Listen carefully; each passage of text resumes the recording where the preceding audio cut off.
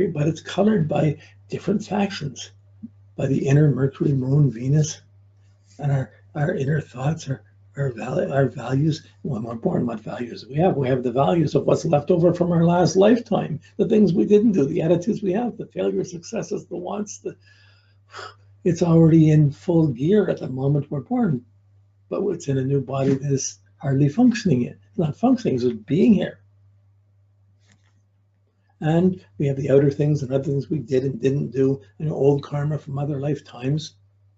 Maybe 1, maybe 100 lifetimes. Who knows how much karma we have? The karma of the universe up to this moment. And we're here in a body. So that moment we're born, we take our first breath. That's our natal chart. At that moment, we're pure potential. Everything we're the answer to the universe at that moment in time and space. We are the solution to the universe. So everything that we can do, everything we're going to be is already in us. In our pattern, in our natal chart, in our DNA, in our matrix. How much we make of it happen, how much we can actually actualize Mars, that's a different puzzle. So the cycles of Mars are cycles of actualization, of gaining experience, of growing, not like Saturn growing of the ego and the bones and stuff. This is like your muscles growing, and what are you doing with them?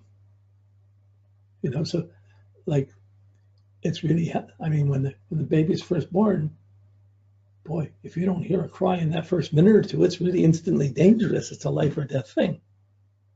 Then there's a cry, then there's some movement, then there's some energy starting act to build up. So from that and day by day, things go on in similar patterns, sleeping, moving, trying to move, not being able to really stand, not really having the muscles or the strength to hold your head up, move, anything. But over the first 3 to 6 months, like I just did them like it's 2 years, but it's just a little shy of it, but you won't notice it in the first 3. It takes 3 years for 3 years, let's see, 40, to be about 4 months. Yeah, it takes about, anyways, we'll get to this. But we'll see at 6 months, wow, how much have you moved? What have you done? Are you, so much depends. If your moon is stronger, you're going to eat like anything, you're going to feel, and you might get fat or big, and you may not move that much. If you don't eat enough, you might be weak and thin and get sickly and not be able to do that much. If you're colicky, if things aren't, whoa, all of these things are coming in. And everybody's story is unique, but we don't know how to measure it. And we don't even see it unless you have a kid to watch it. And even then, you're busy doing your things to take care of your kid. Well, your kid's coming in to build, which we've all done. The miracle is that we live a day, much less survive our mothers, our parents, our lives, and still have things to do. So that first 6 months, really,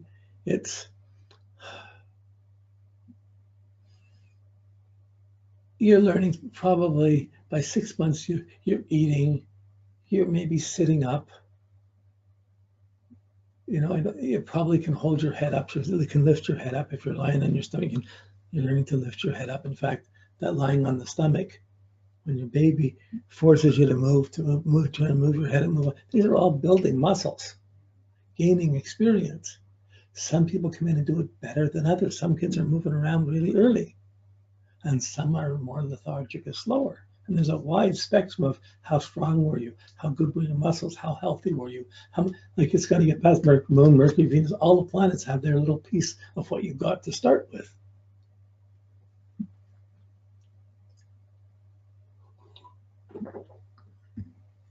It's really the mystical thing of, here's your natal chart, here's your weaknesses and strengths. When you apply it to different ages or different times, you start to see different strengths and vulnerabilities. You get different insights. This is a moving pattern. So it starts by 6 months. Say you're sitting up, you're able to hold your head up, you're moving around, and that's really this first phase. At 6 months, there's some struggle. You sit up in that, but then you see things and you want things, you're thinking about things, and you feel it's not enough to sit up, you want to do more. So there's stress that comes in here that's forcing you. Other people are doing things, they're coming close, they're walking away, they're holding you, they're putting you down, and you want to sit up for yourself. You want to do things for you. Like there's just an instinct to do these. You got the muscles now. What are you going to do? You build it. You can lift up your own head. Wow, you can look around. But you can also start crawling. So by the time you start crawling's a really incredible process. So from 6 to a year, not everybody crawls right away. Some people are slower, some people are faster. But crawling, you really begin to see the manifestations of someone's intelligence. You see things, you want something, you want to go get it. No one's giving it to you. You're not going to sit still for it. You're going to try and move. You're wanting things, you see things, you're thinking about things, you're noticing things, you're feeling about things. All these things, by 6 months, there's already been 6 moon cycles, 2 Mercury cycles, and almost 1 Venus cycle. Venus 7, 8 months, so a little bit more, but you've matured and developed these inner qualities about what you like, what you don't like, what food you like or don't like. It starts to become more and more predominant. So your coordination, your ability to function, move around. It takes 3 months before you can begin to see the hands and the nerves and everything coordinate. And everyone has different degrees of coordination. It's not until you get to 3 to 6 months that you begin to see if someone's slow or fast, or you see the weaknesses or the strengths of the kid, of this new soul and this new body. But by the time you've sat up and you're having to start moving around, it takes effort. You're ready to make this extra effort because you're fed up and bored with just sitting there. Okay, so you start crawling and you start thinking what you can get to and how you can crawl and maybe grab onto something and stand up, holding things. Like holding up, pulling yourself up, or getting here or there, going across the room, maybe playing with a ball or something. You just push until you get from 6 months to a year, you get the opposition of Mars, 1 year. By 1 year, you stand up. It's just the first sun cycle. We'll get to that next week, but you're starting to stand up, and you're standing up, and you're not just crawling anymore. You got other options. And as soon as you stand up and begin to walk, now at 1 year old, not everybody's walking. Some are, some aren't. It starts differentiating who's been able to do what, how strong or how weak you are. It goes back to so we're taking the chart for the moment we're born as the beginning of our life, but really our starting point is totally dependent on the health and the genetic codes of both our parents, whether they've been eating well, living well, exercising well, thinking well, alert, and their whole psyche is coming together to make you at this moment at birth. Then you start from that. Nobody gets here because our parents are saints, and we have things to fix and things to do. So this push to do things, to crawl, to move around, to not sit there, to try to stand up. Wow, this is a stand-up point. And at 1 year, your muscle tone is 6 months. Your muscle tone, you don't have to worry so much about the head. They can hold their head up. Up till then, long there you hold them, you hold the head, you're watching their head all the time. But then they got it together, pretty much, at least with that part. And they're starting to move their hands and arms, and all that movement, all that crazy movement has built up muscles. And when you bring up a baby, if you leave them on their stomach, they're pushing more and more, and they're pushing and moving themselves around. They're kicking, they're moving. Well, it builds up this. So by 1 year standing up, and then just as soon as you learn to stand up and start to walk, you can stand up. You can try and do more. So you stand up at the edge of your crib. You can almost start to reach and pull to get out of the crib. You can start walking and you start getting into things. People can't just leave you sitting on a Chesterfield or leave you wrapped up in a cloak. You push to get out of it. You can fall, can hurt yourself. So as soon as you get the energy to do things, you push it up for a year, you're at the opposition of Mars to itself. And when you hit this opposition, as soon as you stand up, they start putting you in the crib more. You're running around. You can't just be, I guess one is the time you need the crib. You put them in the crib, you hold them in there. They're protected for how much they can do, or you have to be watched all the time for what you're doing.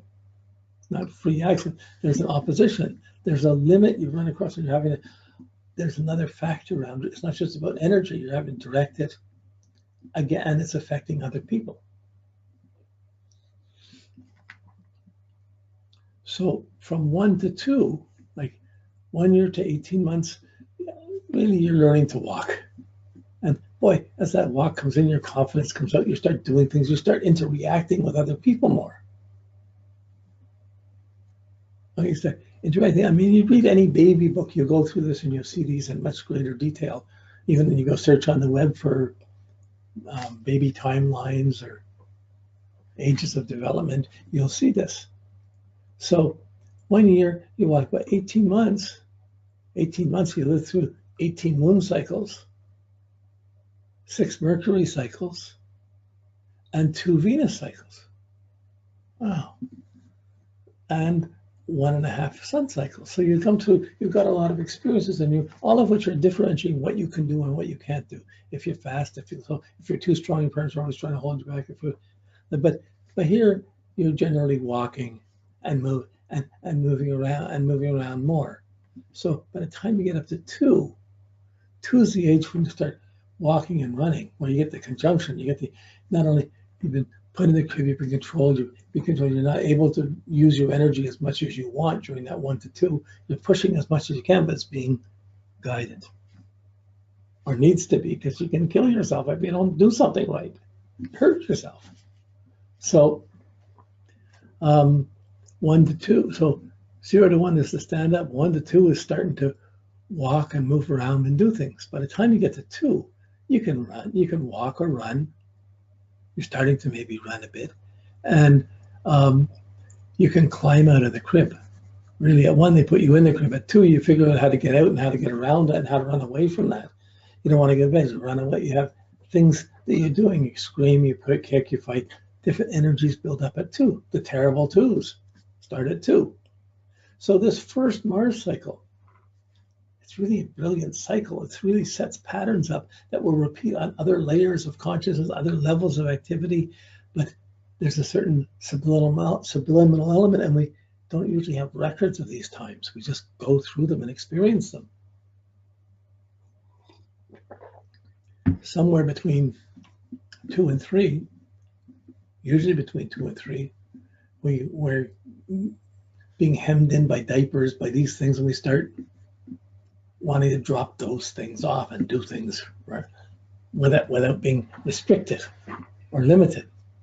And we may start being directed to do things like toilet trains, other things. These are all things coming in between 2 and 3, but really that's 2 to 3. You're trying to push to see what you can get away with, what you can do, how you can run, how you can jump. You get into things, you want to play with things, you want to do things, you pull things off the counter, you make like far more interactive.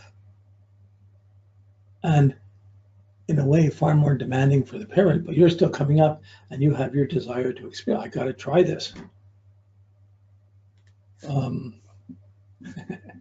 It's I remember one young boy,